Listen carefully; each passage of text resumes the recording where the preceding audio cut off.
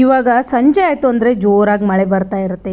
ಮಳೆಯಲ್ಲಿ ಬಿಸಿ ಬಿಸಿ ಏನಾದರೂ ತಿಂತಾ ಇರಬೇಕಂತ ಆಸೆ ಆಗುತ್ತೆ.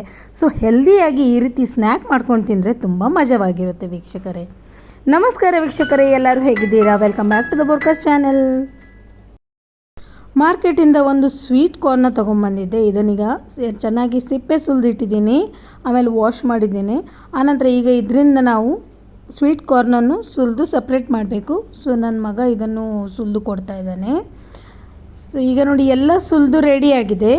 ಈಗ ಇದರಿಂದ ಒಂದು ಟೇಸ್ಟಿಯಾಗಿರುವಂಥ ಕ್ವಿಕ್ ಚಾಟ್ನ ಮಾಡೋಣ. ತುಂಬ ಈಸಿಯಾಗಿರುತ್ತೆ ಇದು. ಕ್ವಿಕ್ಕಾಗಿ 2 ನಿಮಿಷದಲ್ಲಿ ಮಾಡಿ ಮುಗಿಸ್ಬೋದು. ಈಗ ಒಂದು ಬಾಣಲೆನ ಬಿಸಿಗಿಟ್ಟು ಅದರಲ್ಲಿ ನಾನು ಎಣ್ಣೆ ಅಥವಾ ತುಪ್ಪ ಹಾಕೋಬೋದು. ನಾನಿಲ್ಲಿ ತುಪ್ಪನೇ ಹಾಕ್ತಾಯಿದ್ದೀನಿ. ಬಟರ್ ಇದ್ದರೆ ಬಟರ್ ಕೂಡ ಆ್ಯಡ್ ಮಾಡ್ಬೋದು, ತುಂಬ ಚೆನ್ನಾಗಿರುತ್ತೆ. ಸೊ ಬಟರ್ ಬಿಸಿ ಆದ ನಂತರ ನಾನು ಸುಲಿದಿರುವ ಸ್ವೀಟ್ ಕಾರ್ನನ್ನು ಅದಕ್ಕೆ ಆ್ಯಡ್ ಮಾಡಿ ಸ್ವಲ್ಪ ಚೆನ್ನಾಗಿ ಫ್ರೈ ಮಾಡಿದೆ.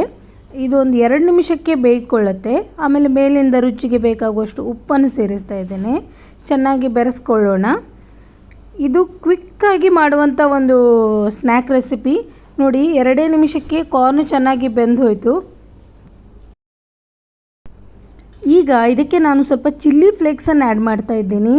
ಆನಂತರ ಸ್ವಲ್ಪ ಒರೆಗ್ಯಾನೋನ ಆ್ಯಡ್ ಮಾಡ್ತಾ ಇದ್ದೇನೆ. ನೀವು ಬೇಕಂದರೆ ಇದಕ್ಕೆ ಆನಿಯನ್, ಟೊಮ್ಯಾಟೊ, ಕೊತ್ತಂಬರಿ ಸೊಪ್ಪು, ಹಸಿಮೆಣಸು ಈ ಥರ ಎಲ್ಲ ತರಕಾರಿಗಳನ್ನು, ಕ್ಯಾರೆಟ್ ಎಲ್ಲ ಸೇರಿಸಿ ಆ ರೀತಿ ಚಾಟ್ ಕೂಡ ಮಾಡಿ ತಿನ್ಬೋದು. ಇಲ್ಲಾಂದರೆ ವೆರಿ ಸಿಂಪಲ್ ಅಂದರೆ ಈ ರೀತಿ ಸ್ವಲ್ಪ ಖಾರ ಹಾಕೋದು, ಉಪ್ಪು ಹಾಕೋದು, ಅಷ್ಟೇ ಸಾಕಾಗುತ್ತೆ. ಸೊ ಈಗ ನೋಡಿ ಕ್ವಿಕ್ಕಾಗಿ 2 ನಿಮಿಷದ ಚಾಟ್ ರೆಡಿ ಆಗೋಯಿತು.